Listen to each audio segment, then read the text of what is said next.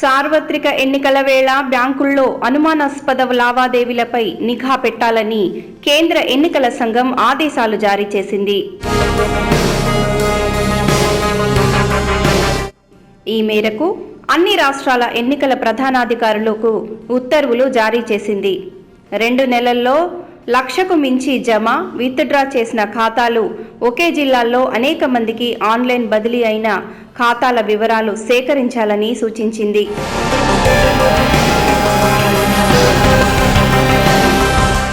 లక్షకు మించి జమ, డిపాజిట్ చేసిన అభ్యర్థి లేదా కుటుంబ సభ్యుల, పార్టీల ఖాతాల వివరాలు సేకరించాలని తెలిపింది.